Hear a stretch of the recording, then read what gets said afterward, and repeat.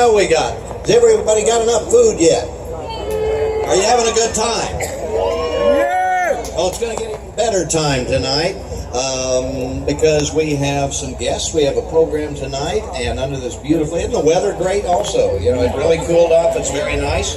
If you haven't had a chance, obviously get over and for the silent auction and all of the gifts over here and everything, put in your raffle tickets. Make sure you do that before, and if you haven't been through the barn yet, please do that before the evening's out.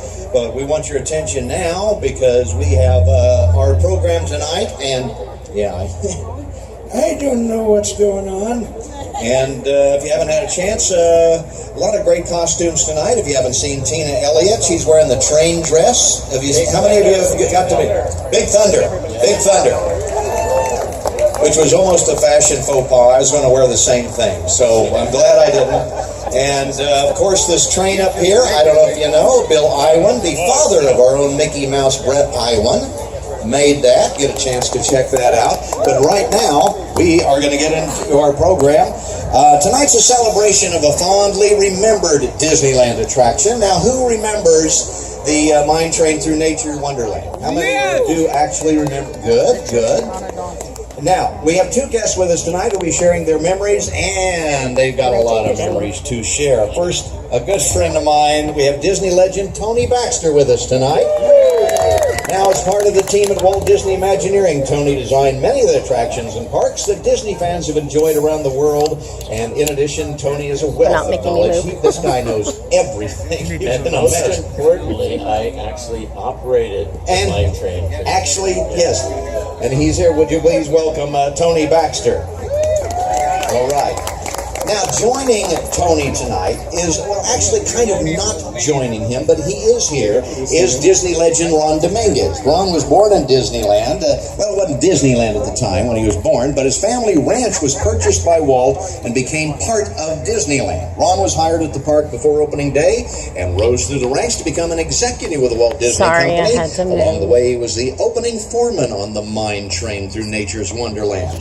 And now Ron couldn't be with us tonight, but through the miracle of electronics, we took one of them there telegraphs, we put it in a box, and we got a microphone we're going to put up, and we can actually hear it. And to do that, would you also welcome moderating tonight's conversation is Carolwood Foundation Board member Doug Marsh. Take it away, guys. Greetings, everyone, and say hello, Ron Dominguez. Hello, welcome to Rainbow Ridge. Are you folks hearing him all right?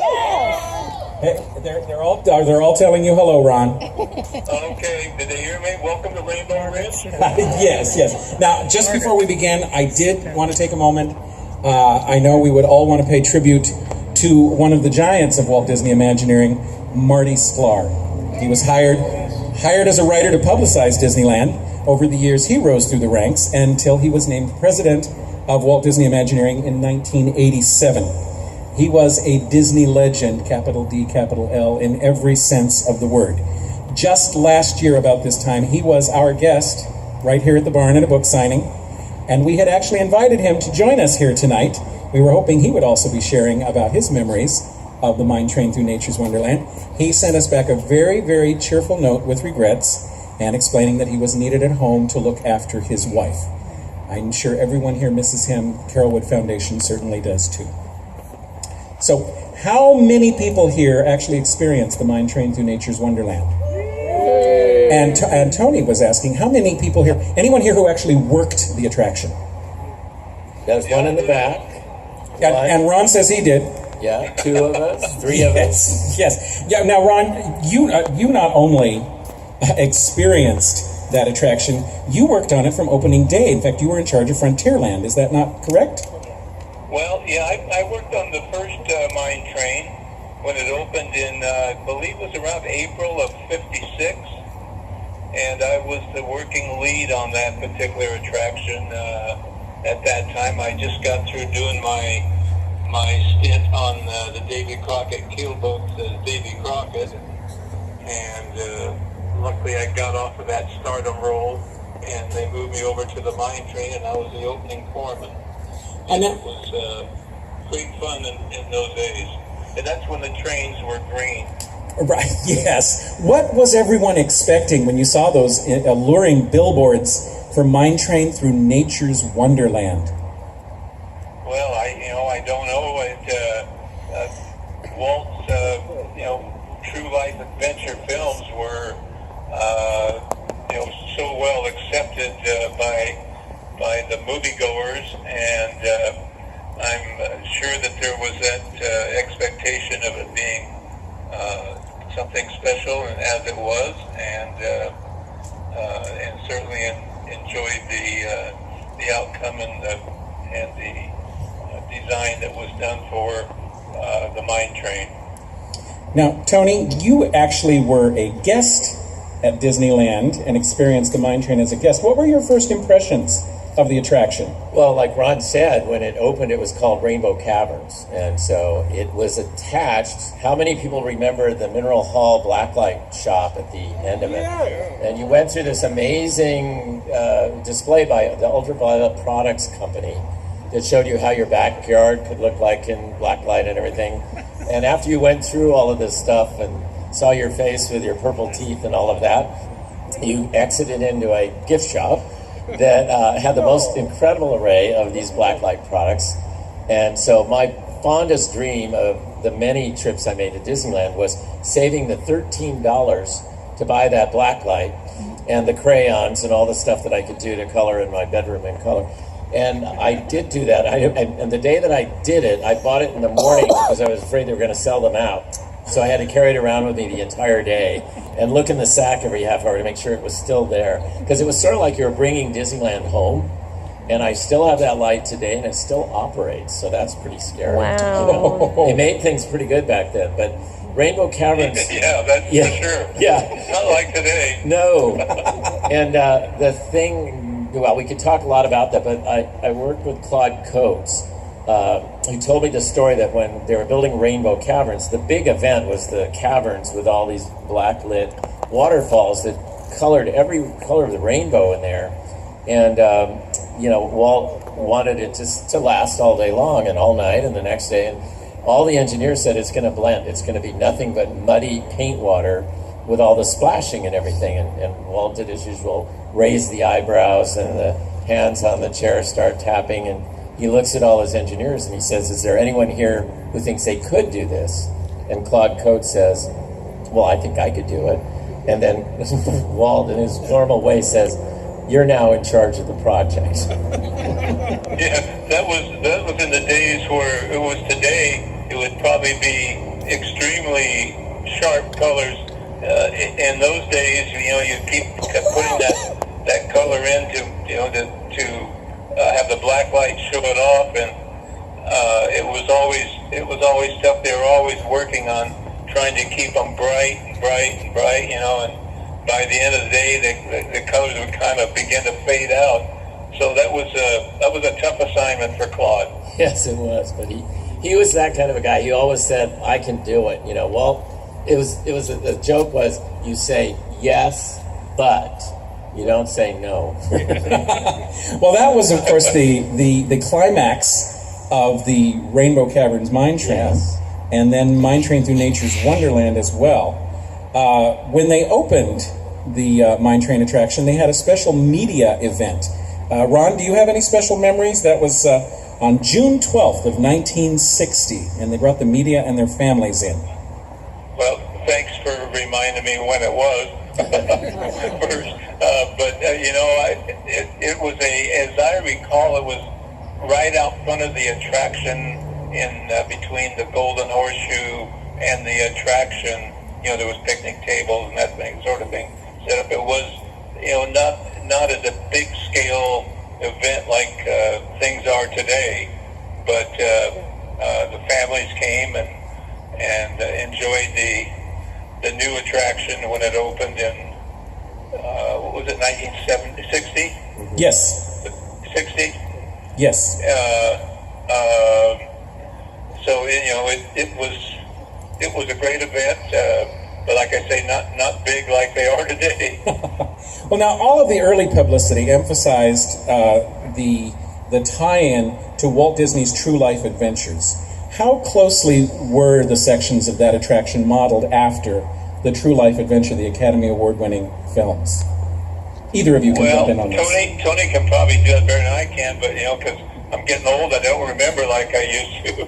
Well, I think the but, most. I think the bear country and the all those sort of things was probably the highlight of the film, right, Tony? Yeah, I think they picked the key scene. For me, the one that was classic was probably the most pronounced live, what do you call them, nature film was The Living Desert. And the key frame from that was the cat that was chased up the sorrel cactus by the peccaries. And so that was the key moment in the film. It was on every poster that you see of that movie, you'll see that image. And so that was right there in the middle of the Living Desert portion of the ride. And when the ride went out, we moved it to Florida, so you can still see that from both the train around the park in Florida and Big Thunder Mountain. So it's the same piece of animation. Now, there were over 200 audio animatronic animals, yes? Oh, yes. I got one more thing on the film area that was based on Olympic elk. Mm-hmm. This is a fun story. We've had a lot of discussions about, do you remember seeing them on the left side of the track as you cross the trestle, or are they on the right side of the track as you cross the trestle? And if you say either one of those, you're both right. But the original location, which was over on the right side, was right next to where the mules came across the Natural Arch Bridge. And if you've ever tried to figure out how to spook a mule, have them walk by two huge animals engaged in fighting one another. So they couldn't figure why they were having all these problems with the mules bucking and everything at that point. And so eventually the elk were moved to the other side of the Bear River there, and that's where they ended up in life. Prior to the mine train in '56, there was the stagecoaches and the Conestoga wagons and the mule pack, and that was kind of what was in that particular area until the mine train opened in April of '56, and I think the stagecoaches went away because I think there was some problems with some runaways. But then they kept as I recall, and somebody maybe has to help me on this one, but as I recall, the Conestoga wagon stayed and the mules stayed until the 1960 redo. Yeah. The mules actually made it. Is that correct, Tony? The mules ended up staying all the way till just before Big Thunder. That's right, just before Big Thunder. Did you ever work on the Conestoga wagons and all that? Because I've seen some footage of that. It looks like the people could have easily bucked themselves right out of the top of those things as they went over the ruts in the road and everything. It was pretty wild. Yeah, I worked them all. I worked the mules. I worked the stagecoaches, and the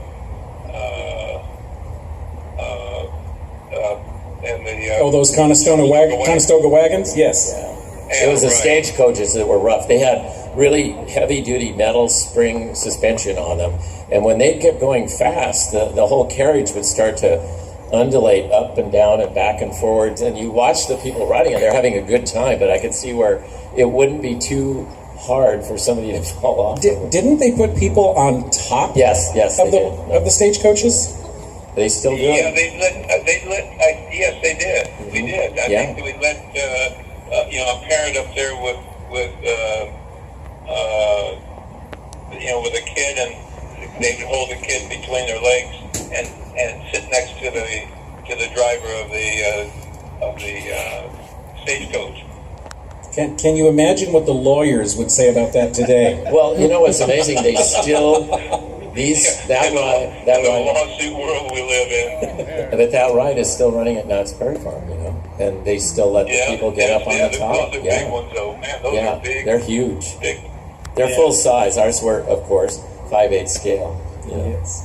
Well, now, you earlier mentioned another Disney legend, Claude Coates, and his work on the Rainbow Caverns, and there was also another Disney legend who was closely associated, Mark Davis, who designed a number of scenes and vignettes. How many of those actually made it into the attraction? Well, Mark was intent on trying to keep it going. Near the end of its life, a combination of things sort of began to beat it down. kids were more into wanting more thrills, so it was a very passive ride, a very pleasant ride. If you worked at, I don't know about you, Ron, but I loved, once I got everybody loaded in the cars, you had about 9 minutes of just pure pleasure sitting behind that throttle, going by the most magnificent scenery in Southern California, you know, and we'd have to sand the wheels occasionally when you went around the mountain because the water would cause them to slip a little bit. But other than that, my only duty was to push a button to advance the spiel, you know. So it was like 9 minutes of being on a ride at Disneyland, and they pay you for this, you know. So that was very cool. But yeah, there were a lot of people, you know. I didn't catch all of you, Tony, but yeah, I didn't catch all of that. But you sound like you got a little bit of a cold. I do. Yeah, it was D23. They had icebox rooms there. You know, the jumping trout. Do you remember those? Yeah, they're still there. They still have those. And scratching bears and the marmots that used to be over the tunnel, they were always cute. People get a kick out of that when you first took off from the station and you headed out into the wilderness area. The rolling rock out in the desert. It was a fun attraction. And Ron, I wish you were here because in the barn they have a miniature model of the entire ride with all the animation operational. Even the geysers and everything is moving, and you can look inside the cavern and see all the black glit waterfalls and everything. It's really, I really wish beautiful. I was there. I'd love to see that. Yeah. I apologize to everybody for not feeling real sharp here for the last few days, but I just couldn't make it up. But I'd love to see pictures of that if you can send them to me. Well, know you are welcome to come here anytime. We will be happy to open the barn for you. Okay. You know, I was going to bring up, you know, when I retired, I was given a train, a model of the train, and the machinist that made this metal train, it's about 2.5 feet long, I guess, and it's, you know, it's the engine, the tender, and one car, and it was the yellow one, and the later one, and when they went to get the measurement, you know, they weren't sure how to get it to scale. Well, it's pretty darn close. They went down when the train wrecked along the rivers of America. They took measurements and of course scaled those down as those skilled people can do. And the train is just magnificent. They did such a great job, and the engine itself is almost to scale as I recall. Well, I know that's something we would love to see. If you want to bring it along with you, we would be happy to welcome you and your model train.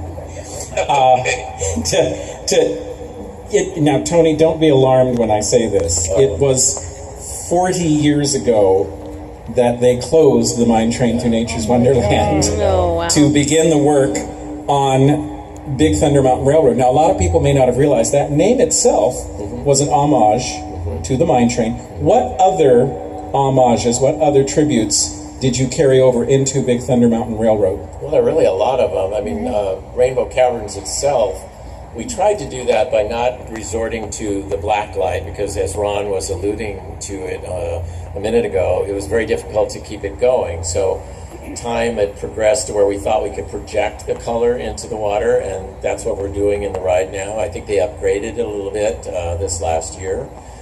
So we're always doing that, going back in on things. So that, to me, was a huge part of what Nature's Wonderland and Rainbow Caverns was. In the front, we saved the dinosaur carcass that was out in the middle of the living desert, and that's how you end the ride through the finale of the rib cage. Those were all laying out in the back of the desert. And as I mentioned earlier, we had a parallel project building Big Thunder in Florida at the same time that we did the one in California. So we kind of divvied up the assets from Disneyland. And because Florida had a unique situation that you can ride the train around the park and look into Big Thunder while you're on the train, they got a little bit more. So they got the whole living desert with all the cactus pieces. They got the saguaro cactus with a cat in it and several other pieces. Disneyland has a couple of the tortoises from the desert up at the top of, down at the bottom of B-Lift. And I think 2 of the buzzards might have been from the desert area with the snakes or out in the desert too. So we try to play, and a lot of people when we opened it were complimentary to us, saying, I liked it, the fact it's moved Disney to a new level of being competitive in the 3D market, but it tells a story in the way that the old traditional Disneyland rides do. So that was what we tried to do, and I guess a lot of people feel we were able to do that. And one last question for both of you. And actually, I'll ask the crowd here first. How many of you have gone on the new Disneyland Railroad right-of-way that just opened? How many? Yes. And how many of you have seen the tributes to the mine train in Rainbow Ridge there? Ron, have you and Tony been able to experience that yet? I haven't been out there yet. I've been trying to look at a time to go out, and I just haven't been able to make it, but I want to do that soon because I understand it's very well done. Yes, and I wrote it, but I don't remember that. I was fascinated with the beavers that were gnawing at the trestle there, and the new cabin that's over on the island. I didn't even know anything that they were going to build that, and I think it looks better than the old cabin, and there were lots of things like that. I think the biggest surprise for me was seeing that, was it a mountain lion that was perched up over he's actually perched in the rocks on the left-hand side of the train. And if you, my gosh, I forgot about that. It was night when I wrote it. Do I get an exemption card? And also, if you've only written it once, you have to turn your head back and forth. My wife complained because she said, quit telling me to turn my head because I keep missing things. I said, just look. I do have a story that's off the record here, though, but it's kind of We love that. So, and I can do it because I don't officially work for the company anymore, but Walt was a big train fanatic, as you know. He had the Lily Bell in the backyard, and I don't think the lines between theme parks really meant anything to him. So he's very, very close friends with Bud Hurlbut at Knott's Berry Farm, who built Calico Mountain, which coincidentally was in construction during the time that this became went from Rainbow Caverns to being Nature's Wonderland. And every month, Walt would go over there and meet with Bud, and they'd walk through the ride.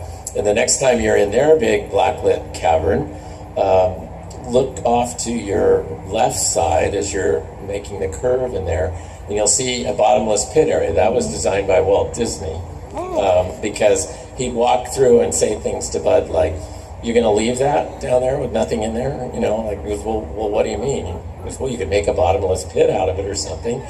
And so they were very, very close friends. And I remember Bud told me that when they walked up to it, when it's finally open and the people are walking up the mountain to get in, Walt just stopped there and he said, "Bud, you've done something there no one else has done before." And he said, "What?" Because you've got 500 people waiting to get on that ride and they don't know they're waiting.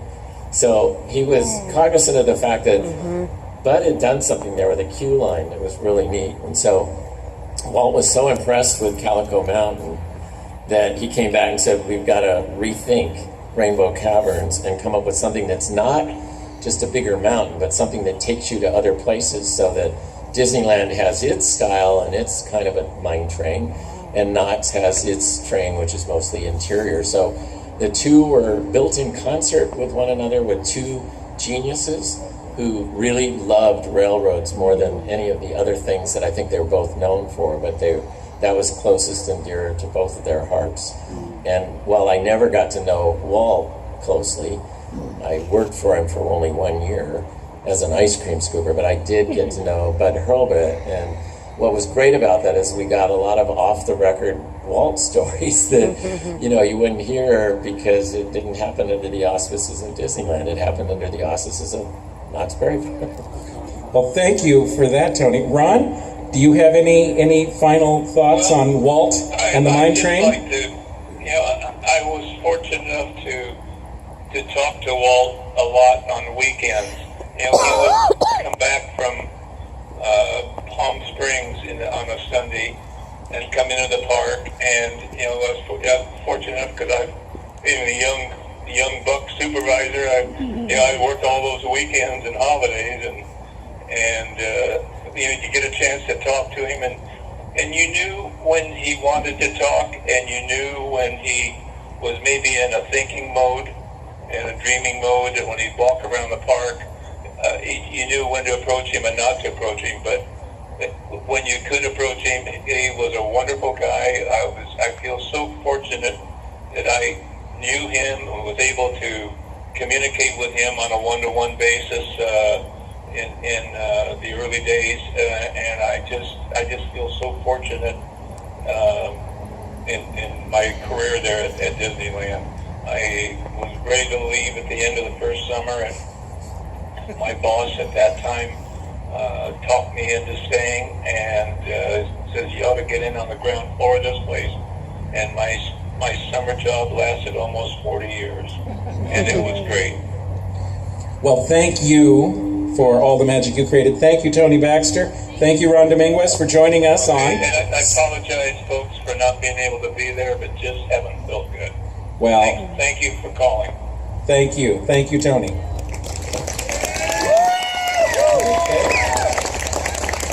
Thank you so much. Thanks to everybody. Thanks, Ron. Ron, if he's still on the phone. If not, wherever he is, we thank him. And, of course, you, Tony, as well, and Doug. And now, gosh, hey, I think it's time to eat dessert. How about you guys? Let's eat. This is Heather Ann. I am at a fundraiser for the Carolwood Society at Walt's Barn, and that was an amazing talk. Subscribe to my channel for lots of cool Disney stuff.